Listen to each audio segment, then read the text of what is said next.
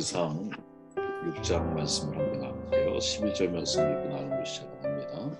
여호와의 말씀이 솔로몬에게 임하여 이르시되 내가 지금 이 성전을 건축하니 내가 만일 내 법도를 따르며 내 율례를 행하며 내 모든 계명을 지켜 그대로 행하면 내가 내 아버지 다윗에게 한 말을 내게 확실히 이룰 것이요 내가 또한 이스라엘 자손 가운데 거하며 내 백성 이스라엘을 버리지 아니하리라 하셨다. 아멘. 말씀으로 성전을 건축하라라는 제목이고요. 내용을 잠시 정돈해 보면 6장은 솔로몬이 여호와의 성전을 건축한다라는 사실, 또 그 성전의 규모, 구조, 내부 장식 등이 어떠한지를 상세하게 기록을 해주고 있습니다. 성전 건축은 7년 6개월이 걸렸죠. 근데 어느 때인지 알 수는 없지만 하나님께서 솔로몬에게 나타나셨고 진정한 성전 건축이 무엇인지를 알려주고 계시죠. 그게 11절로 13절 사이에 있는 내용의 핵심입니다. 7년 6개월에 걸쳐서 진행된 예루살렘 성전 건축 그리고 하나님이 말씀하고 계시는 진정한 참 의미에서의 성전 건축, 이 두 가지 차이가 전하고 있는 교훈이 뭘까, 이 질문에서 묵상을 함께 시작합니다. 저는 두 가지로 정돈할 수 있다고 보는데, 사실 솔로몬은 장소로서 성전을 건축하고 있다라는 거죠. 여호와의 말씀이 솔로몬에게 임하여 이르시되 내가 지금 이 성전을 건축하니 이렇게 말하죠. 하나님 말씀이 솔로몬에게 임했습니다. 지금 이 성전을 건축하니 이렇게 말하면서 이때 이 성전이라고 하는 것은 예루살렘이라고 하는 장소에 세워지고 있는 건물로서의 성전을 가리키죠.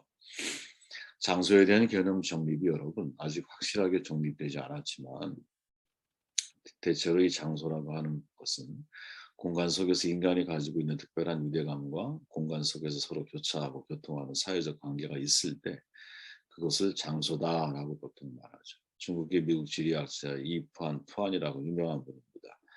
공간을 움직임으로 또 장소를 멈춤으로 이해하죠. 공간은 뭐냐? 움직이는 곳이에요. 장소는 그 움직이는 속에서의 멈춰 있는 것으로 이해를 하는 거죠. 공간은 의미 없는 영역으로 세상 어느 곳이나 모두 공간이죠. 반면에 장소는 어떤 공간에 의미를 내가 부여하고 그 공간에 애착을 가지면 그곳이 장소가 되는 거예요.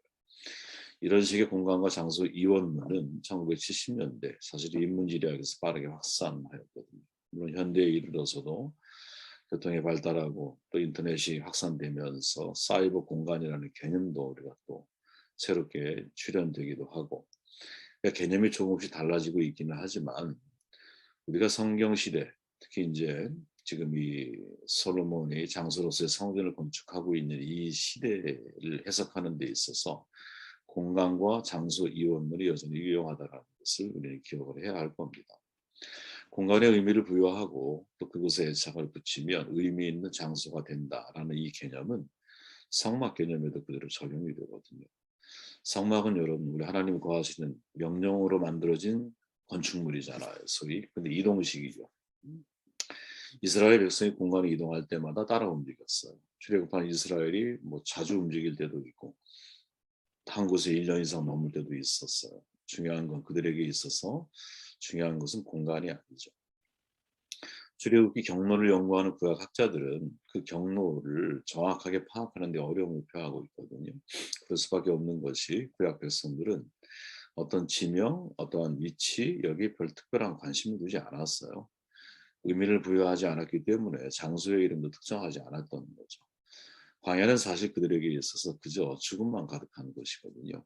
이스라엘 백성이 40년 동안 광야 생활을 하면서 의미를 둔 것은 뭐냐? 광야라고 하는 공간 자체가 아니라 그 공간 안에 있는 성막이라고 하는 공간, 또 다른 공간, 하나님과의 만남의 공간, 여기에 특별한 의미를 부여하는 거거든요. 성막은 하나님이 임재하시고 머무시고 계시는 곳이고 하나님을 만날 수 있는 곳이에요. 그래서 그들은 성막을 중심으로 움직인 거죠. 성막이 삶의 중심이었어요. 달리 말하면 하나님이 나의 삶의 중심이었다라는 거죠.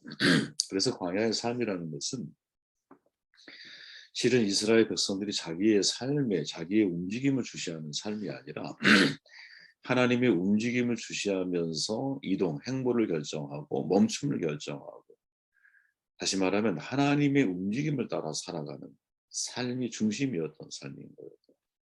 하나님이 그들과 함께 하신다면 광야라 할지라도 아무런 문제가 되지 않아요. 근데 이런 하나님 중심적인 성막 중심의 삶이 가나안 땅으로 들어선 이후에 성막이 성전 개념으로 바뀌고 있죠. 솔로몬 시대에. 실로에 있던 성막이 다윗성에 옮겨졌고 솔로몬에 의해서 성전이 건축되면서 이제 이것이 성막 개념을 대체하게 되는 거예요. 고정된 장소에 성전이 지어지면서 그들의 생각과 사상도 바뀌기 시작을 하는 거죠. 사람은 여러분 굉장히 중요한 거죠. 이제 어떤 하나의 장소에 의미를 부여하기 시작을 하면 그러면 우리의 신앙 역시 그 의미 중심으로 교체되고 바뀌어지게 마련이거든요. 우리가 솔로몬이 성전을 지은 후에 사실은 솔로몬은 처음에는 성막적 사고방식을 그대로 보였죠. 자기가 건축한 성전이라는 장소에 하나님이 과연 거하실 수 있는 한계를 너무나 잘 알고 있었어요. 그러나 그는 곧이어 자기가 지은 성전에 뭐라고 의미를 부여하냐면 이게 이제 인간의 연약함이라고 저는 판단하는데 8장에 가보면 주께서 전에 말씀하시기를 내 이름이 거기 있으리라 하신 곳 이 성전을 향하여 주의 눈이 주야로 보시오며 주의 종이 이곳을 향하여 비는 기도를 들으시옵소서 이렇게 막 고백하죠. 이제부터 이스라엘 백성이 무슨 일이 있든 예루살렘 성전을 향하여 기도하며 들어달라 이렇게 요청을 하는 거죠. 하나님을 예루살렘 성전이라고 하는 공간에 갇혀 계시는 분으로 규정하고 있는 모순을 누가 솔로몬이 스스로 범하고 있는 거죠. 마치 여러분 현대 교회 예배당이 가지고 있는 모순도 이와 비슷하다고 저는 생각을 하는데 오늘날 많은 목회자들이 하나님은 교회 건물에 살지 않는다라는데 저는 100이면 99명은 동의한다고 생각을 해요. 특히 이제 교회론을 정확하게 배우신 분들이라면 하나님 유형의 교회, 무형의 교회를 구분할 줄 알아야 되죠. 그죠? 또 건물로서의 교회, 건물이 아닌 우리 내면의 하나님의 성전으로서의 교회 구분할 줄 알아야 되죠. 본질은 뭐예요? 내면의 성전이고 본질은 성막 개념의 성전인 것이죠. 즉 우리가 하나님 중심적인 삶을 살아가는 거지 장소를 중심적으로 인생을 살아가는 사람이 아니라는 거죠. 그죠? 그런데도 많은 교회 건물 로비에 사실 뭐라고 쓰여 있느냐 하면 이곳은 하나님의 집이니 경외함과 정숙함으로 들어갈지니라 아주 흔하게 발견할 수 있는 특히 예전에 지었던 예배당에 가보면 뭐 이런 문구는 흔하게 볼 수가 있죠. 이스라엘이 예루살렘 성전을 짓고 그것을 신성시하면서 그들의 시선은 오직 예루살렘으로만 고정되기 시작을 했어요. 어디를 가든 예루살렘을 향해 창문을 열고 기도하는 것이 신앙인의 훌륭한 자세였죠. 예루살렘 성전은 형식과 제도의 직제를 발전을 시켜버렸어요. 그들의 종교는 보이는 모습에 자꾸 집중을 하는 거야. 예루살렘 성전은 세상 어떤 건물보다 화려하고 웅장했어요. 건물만 그런 크기가 큰 것이 아니에요. 물론 그 당시에는 큰 건물이었겠지만 실제로 여호와의 성전은 여러분 그 규빗을 평수로 계산해 보면 88평밖에 안 돼요. 4층짜리 건물에 88평 대지에 건평에 4층짜리 건물을 예상하시면 되는 거고 그거를 7년 6개월을 걸려서 만들었다라고 하는 것은 이제 대단히 정교하게 그 성전을 만들었다라는 것을 우리는 이해할 수 있겠죠. 그죠? 정말 중요한 것은 그들에게 중요한 건 여호와 하나님을 중심으로 살아가는 삶이었거든. 어디에 살든 문제가 될 게 없었어요. 하나님을 중심에 모시고 하나님이 인도하는 대로 살면 그것이 바로 거룩한 장소고 하나님의 성전이었어.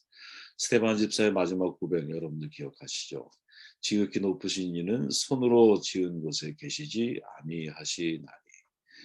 이 예루살렘 성전을 바라보면서 사실은 고백한 내용이지 않겠어요. 그죠? 많은 사람들이 외형적인 성전을 추구하고 따라다닐 때 스데반 집사는 하나님은 거기에 계시지 않아. 바로 하나님 중심으로 사는 사람들의 마음속에 계시는 거야. 이렇게 이야기하고 있는 것이죠. 고레스 칙령으로 이스라엘 이제 유다 백성들이 돌아오잖아요. 이 백성들의 결정적인 실수가 뭐냐면 학계 선지자는 성전을 건축하라 이렇게 말하죠. 산에 가서 나무를 가져다 성전을 건축하라. 하나님이 그걸 기뻐할 거야 이렇게 말하죠. 이 얘기는 이제 되게 반어법적인 내용이 그 속에 포함되어 있는 거죠. 과거에 화려했던 예루살렘 성전을 재건하지 말아라 이렇게 말하는 거거든요. 그런데 돌아온 백성들의 결정적인 실수가 뭐냐? 다시 예루살렘 성전을 재건하고 그것에 하나님을 고착시키려고 했거든요. 결국 부패하고 타락한 종교가 다시 재생산되어지기 시작하면서 돌아오면서 주도권을 잡았던 남유다, 그 유다 지파 사람들이 유다이즘, 유대인들이 이제 본격적으로 불려지게 된 것이 바로 그 시기 아니에요. 또 그들에 의해서 만들어지기 시작한 게 바리새주의죠. 참 무서운 거예요.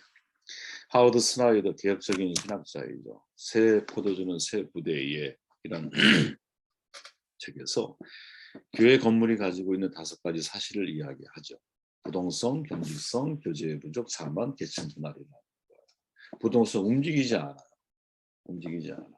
그러니까 복음은 우리에게 가라고 명령하는데 교회 건물은 우리에게 머물라고 말하는 거죠. 그죠? 복음은 잃어버린 자를 찾으라고 말하지만 교회 건물은 잃어버린 자들아 이리로 와라 이렇게 말하고 있는 거죠. 교회는 건물을 유지하기 위해 혹은 대축을 하기 위해서 교회 좌석을 채워야 하고 좌석을 채워야 하다 보니까 끊임없이 프로그램을 개발해야 하고 교인들을 독려해서 헌금액을 올려야 되고 근데 정반대로 초대교회는 건물에 전혀 관심을 두지 않고 가정집이든 어디든 서로가 삼삼오오 모일 수 있는 곳이라며 그것이 비록 카타콤 지하의 땅굴과 같은 곳이어도 그 공간 자체가 중요한 게 아니었죠. 어디 있는 곳이든 하나님을 예배하는 곳이 하나님의 전이고 어느 곳에 있든 하나님 중심으로 인생을 살아가는 것이 진짜 성전이라고 하는 개념을 이 사람들은 가지고 있었기 때문입니다. 1세기 교회를 연구했던 로버트 뱅커스라고 하는 분이 계신데 최초의 교회 건물에 대해서 대단히 흥미로운 사실을 지적을 해요. 그리스도인들이 모임을 위한 건물을 정말로 짓기 시작했던 시기가 언제냐? 3세기죠. 3세기. 이는 초대교회 2000년 역사 동안 여러분 특정한 교회 건물이 없었다는 것을 암시하고 동시에 3세기의 교회가 건물을 추구하기 시작하면서 이제 정말 본질에서 벗어나.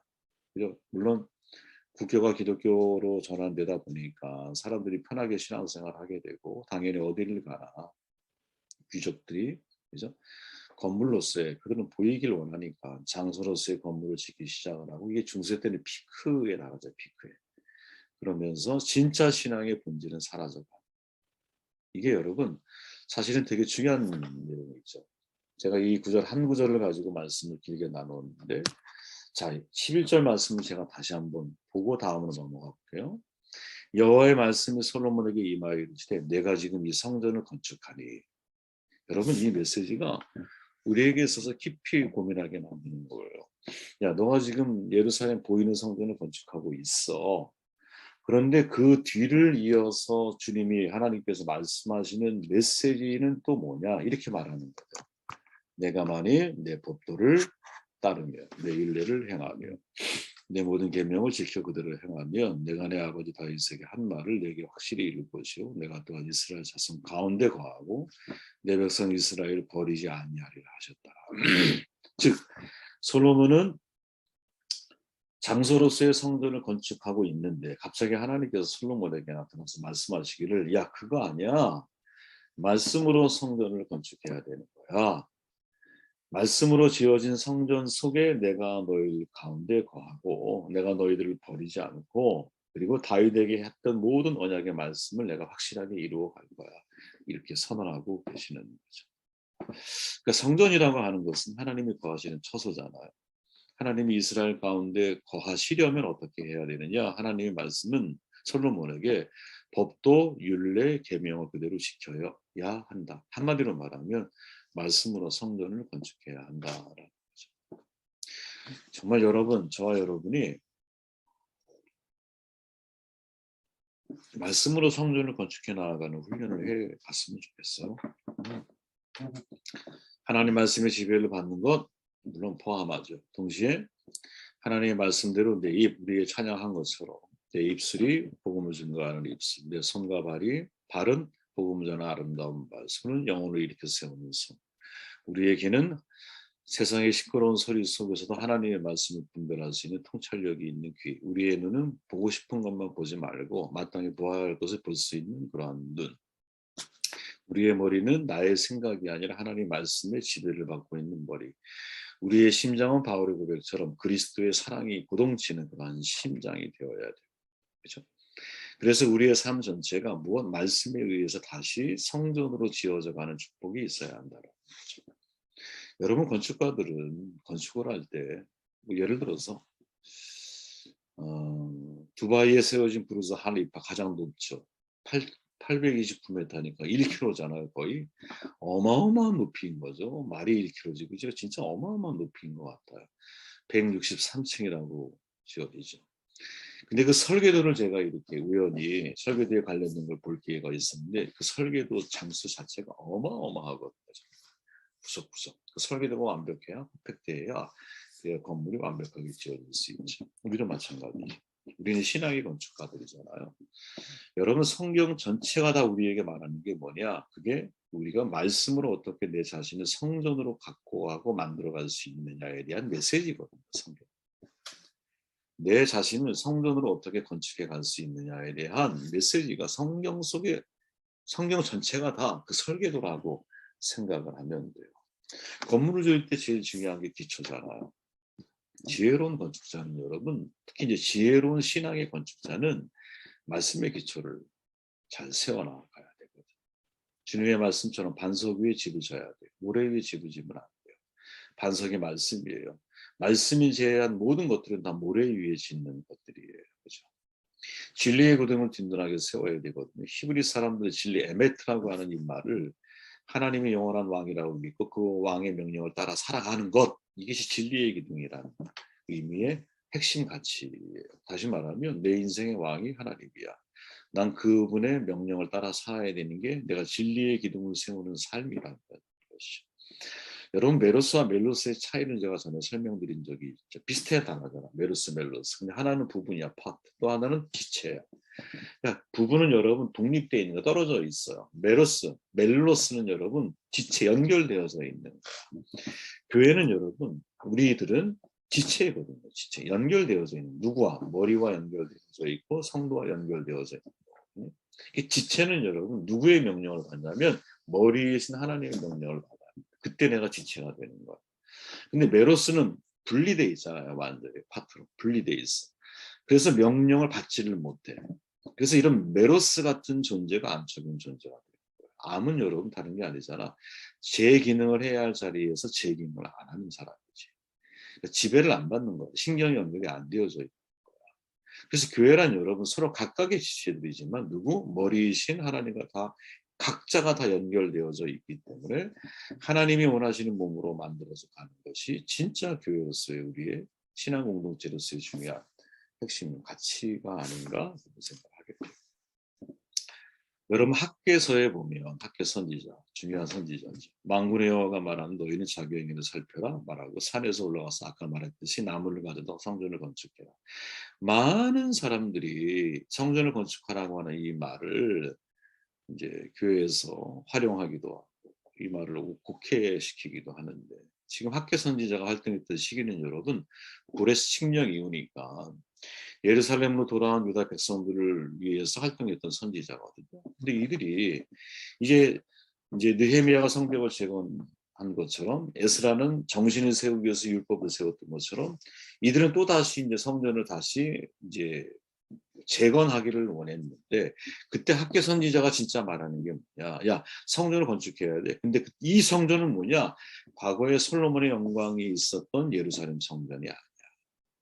그런 일에 너희들의 시간을 낭비하지 마라. 산에 올라가서 나무를 가져다 성전을 건축하라. 이게 뭡니까? 이게 우리식으로 말하면 어떻게 이걸 이해하면 좋을까? 진짜 중요한 건 마음의 성전, 기도의 성전, 봉사의 성전, 전도의 성전, 헌신의 성전을 세우는 거죠.